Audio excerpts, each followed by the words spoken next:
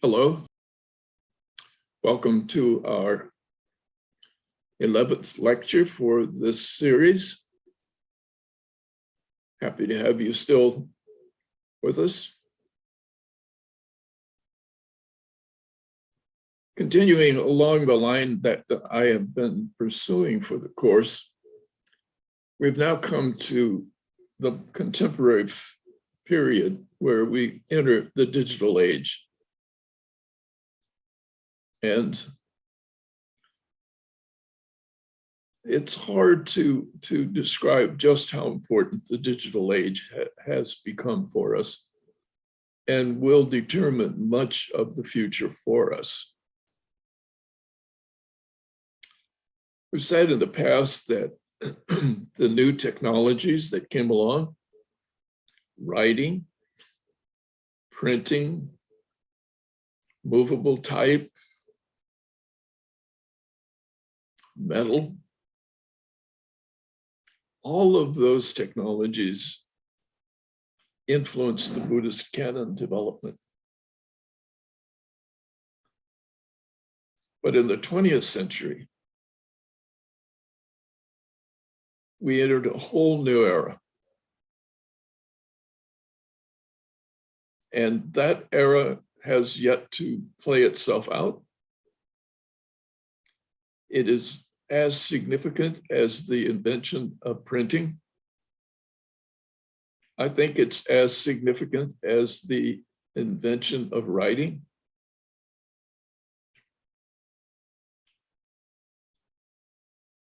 In the 1980s, I made a decision myself by saying,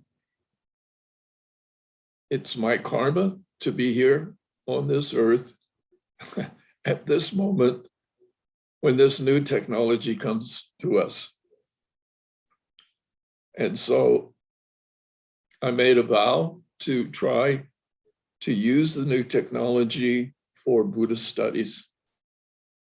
And I will describe some of that to you in this lecture. But let's go and talk about this new technology and see some of the things that happened to Buddhist studies because of it.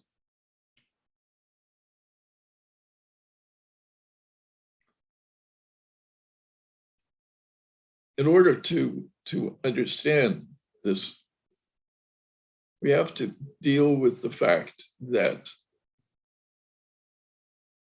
memory and the functionality of memory was being placed on tiny objects. And it was electronic. These are physical in one sense, but we can't see it. We can see the instruments that on which the flow of the electrons is happening, but we can't see the electrons themselves. It's just an amazing step forward for the human being to have gone beyond all the old methods of preservation of memory. We've used printing on paper.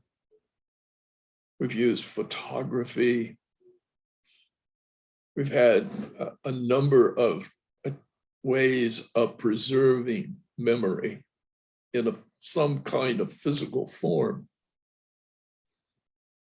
But nothing, I think, has ever compared to what we see with the digital memory.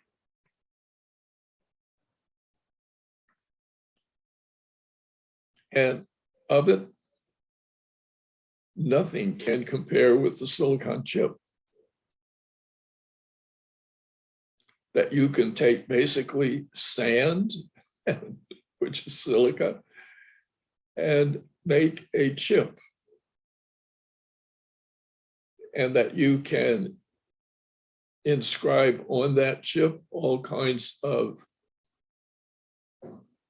functionality. when I first started to try to put the Chinese Buddhist canon on the computer, memory was an enormous issue. We just didn't have enough. So when I first started the input of Chinese, we went to the Chemical Institute of Shanghai because they had a computer there that had 1 megabyte of memory. I had never heard of so much memory. And we went all the way there to make use of this 1 megabyte of memory in that computer. Of course, now that amount of memory is laughable. We have 1 trillion times that memory.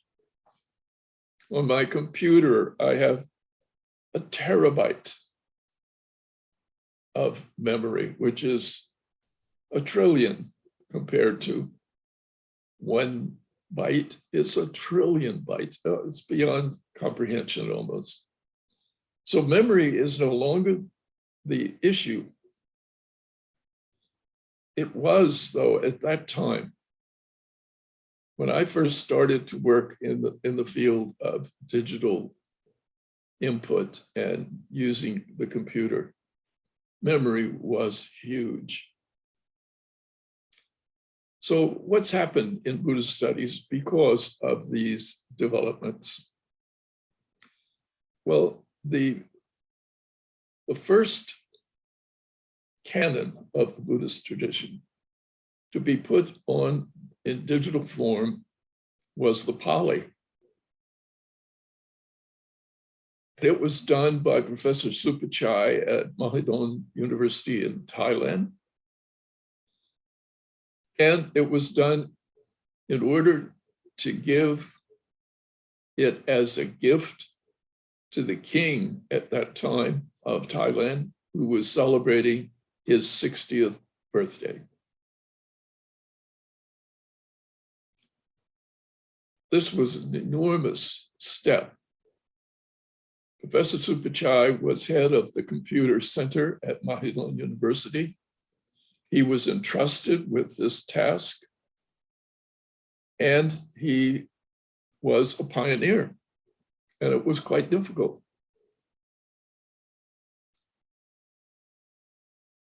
I became involved a bit with him and worked with him for quite a while.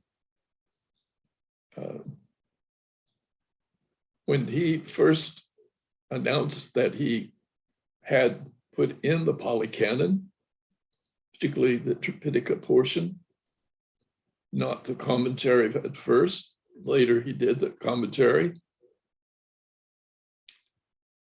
In order to get it, you had to ship him a hard drive, and they would download on the hard drive and ship you your hard drive back.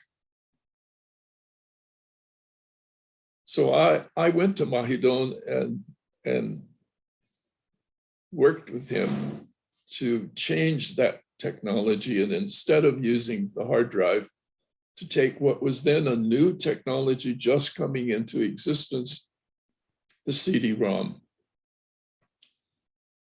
And we transferred the effort so that you could get the Pali Canon on the CD-ROM. And it was incredible because suddenly you could have something which was very hard to find in any university library. The complete Pali Canon was the Siam edition from the 19th century. And it's a very good edition. So Professor Supachai did this. I was working with the American Association of Religious Studies, the AAR. And we made this CD-ROM available to the public. And we sold, they sold about 600 copies, so that the Poly Canon in its entirety was available in individual libraries and university libraries suddenly around the world.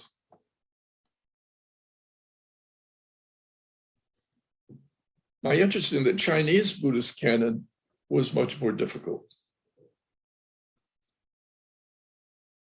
I tried to figure out how could we have the Chinese Buddhist canon in the computer. And somebody gave me very good advice. They said, before you do anything, go see Professor C.C. Shea at Academia Sinica.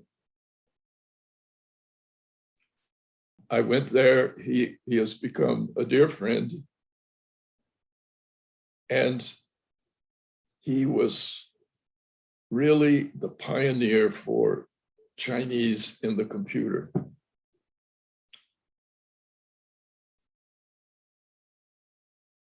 When the computers and the digital material first came about,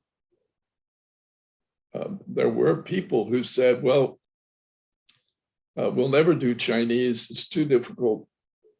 Chinese will have to switch over and just be put in Roman letters. But Professor Shea knew that it could be done.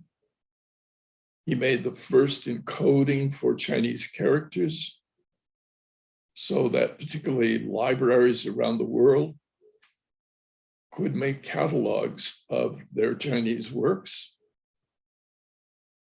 And not only that, but he actually did the first large input of Chinese data into the computer.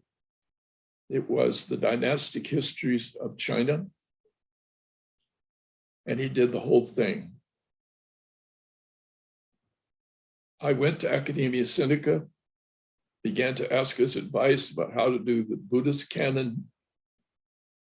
And he showed me, and I've never forgotten the afternoon. I sat there and he opened up his computer and he said, what word would you like to look for in the 25 dynastic histories of China?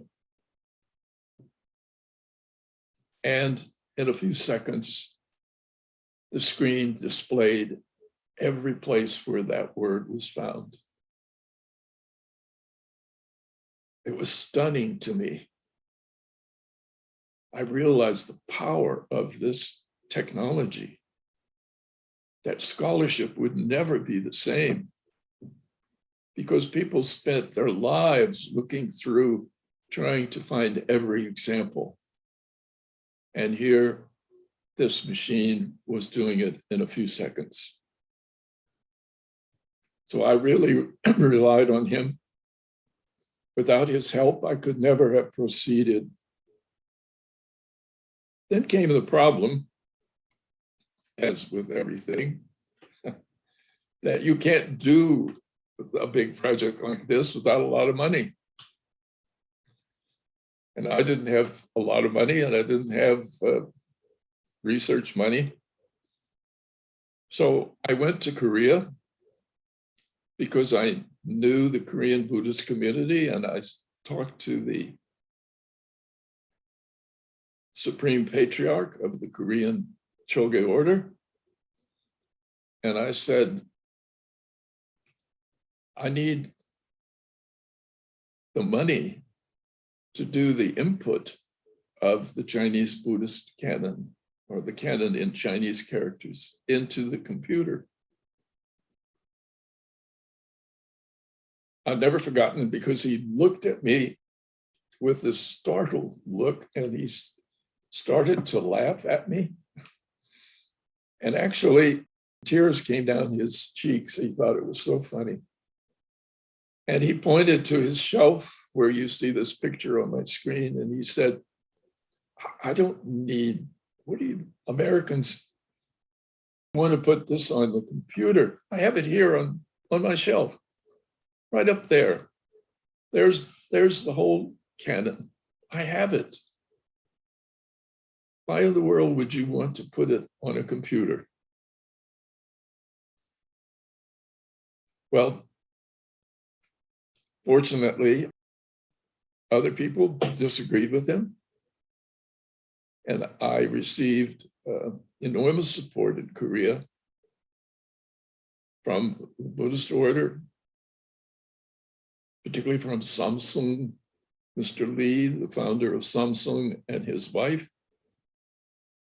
And Samsung actually did the major work of the first input of the millions of Chinese characters of the Buddhist canon. And we did take it off that shelf and put it into the computer.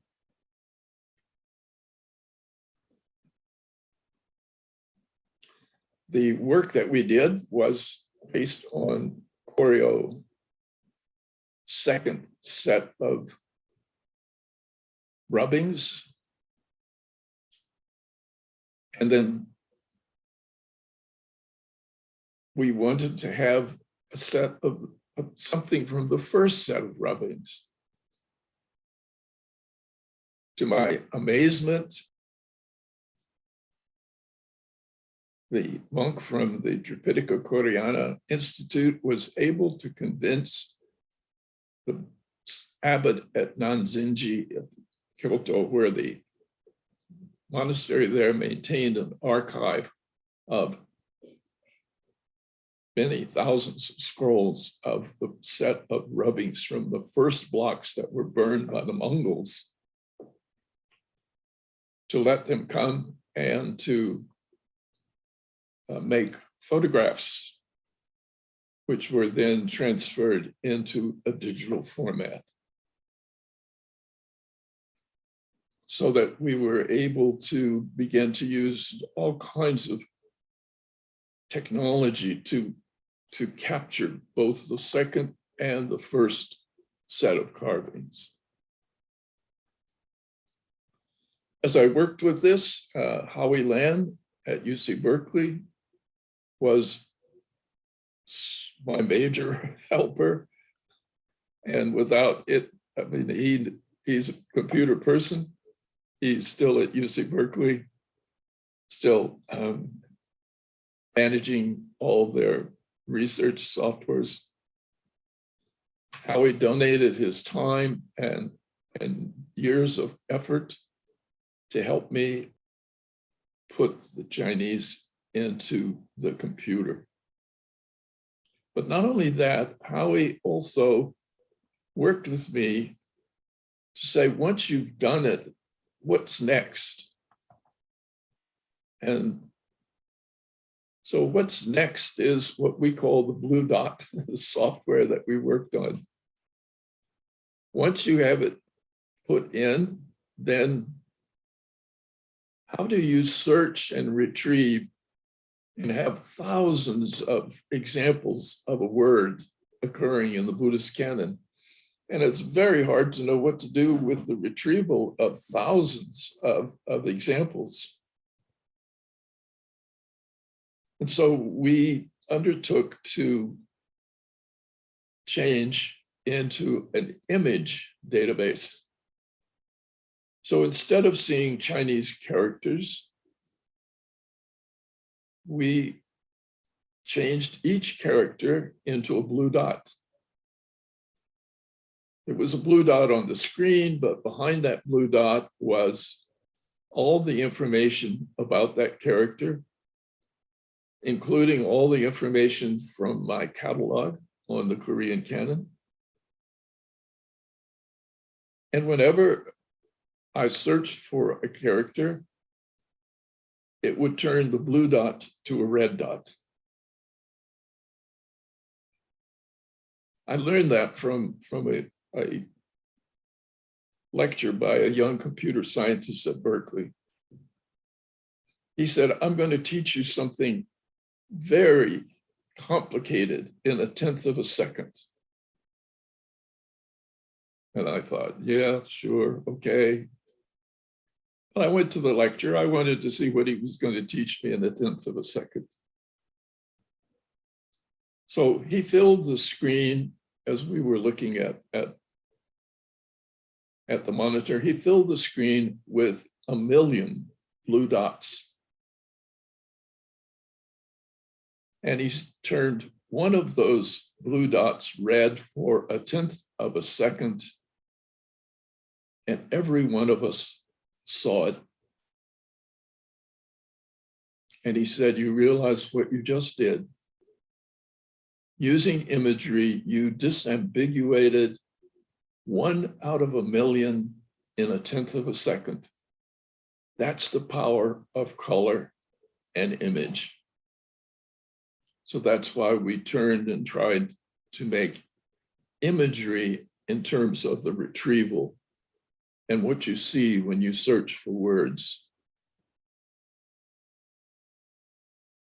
Once we had done this blue dot thing, Sarah Kinderdine, who was then in Hong Kong, got interested, and she took all of our blue dot data, and you can see the stream where each page in the Buddhist canon has now become a blue dot panel, and red dots show you where words are occurring.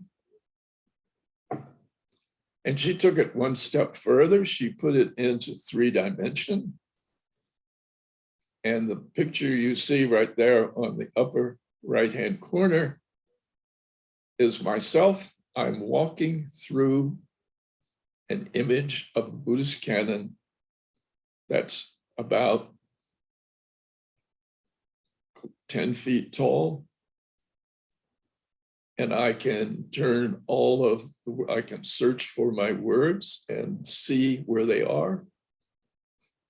And I could have in the 3D environment, the circle, I could have 250 pages that were seen by me at the same moment. This is just attempts to make use and to know what we can do with the technology. Now today, there are 2 major uses of the Chinese Buddhist canon. I'm sorry to say that our Korean material is not available any longer in a usable form. The institute that supported it in Korea has closed, and with it, their computer. And this is something that we all have to learn. Digital data, as wonderful as it is also subject to loss. You can lose it all. And we have almost lost that input because of the closure of that institute. However, others picked up the issue and have done wonderfully well. The one that I think is the most important, the one I most often use, is we go by the short title SAT. And SAT is a Romanized, Latinized Sanskrit title that is so long that nobody remembers it. And so everybody just uses the initials SAT. The SAT edition of the 100 volumes of the Taisho reprint that we've discussed in class. Under the directions of Professor Shimoda and Nagasaki at Tokyo University, SAT is available to us all. And not only that, but we are able to search for and make use of the images that are in the text. The pictures can be searched for and found. The work they do for SAT is incredible. This is hard for you to see, but This is now the newest result of a search where you find every example of the word, and it is in a line, so you can see it in context, and it will analyze it for you in terms of the relationship between the words. And people are still going to have to learn how to use this. So I hope some of you who are using SOT will make use of this new analytic tool that they put, what you see there on the right. So the material which you see in SOT is the taisho. And the taisho, as we know, is taken from the Korean, the second set of block prints that we have discussed. And now it's in digital form, and it's in movable, from the movable metal type edition, converted into electrons on a silicon chip. The other, and this is also one of the great developments, is what we know as C-beta, the Chinese Buddhist Electronic Text Association at Dharma Drum Institute in Taiwan. This has been also an incredible tool for scholars around the world. Wonderful, wonderful work that they've done at C-beta and are still doing, and it's still available, and you can go and make use of it. The issues which we have faced with all of this have led us to the current situation that we have. Everybody has access to this kind of universal search. C-beta has added many texts that are not in Taisho. And we are able to do searches far beyond anything that was even remotely thought about when I first started work with the Chinese Buddhist canon. When I did my dissertation on 7 of the Chinese translations of one of the Prajnaparamita Sutras, I spent 2 years going through more than 1,000 pages of dense Chinese, identifying every place where a series of words that I was looking for occurred. It took me 2 years. After we had the Korean version, I sat down with it one afternoon and I tried to duplicate my dissertation result. And I did the 2 years work in 19 minutes, and I was slow. Technically today, it could be done in seconds. When it was available, I had to smile a little bit ruefully. Somebody used the new digital material and did make the equivalent searches of what I did. And they found a place that I had missed. One. And they bragged about it. And I had to moan a little bit because I thought they're using part of the text which I have helped to input into the computer to prove to me that I missed one of them when I did it manually. But I'm happy for that. It's been a wonderful, wonderful experience for me to live through these early years of the digital age.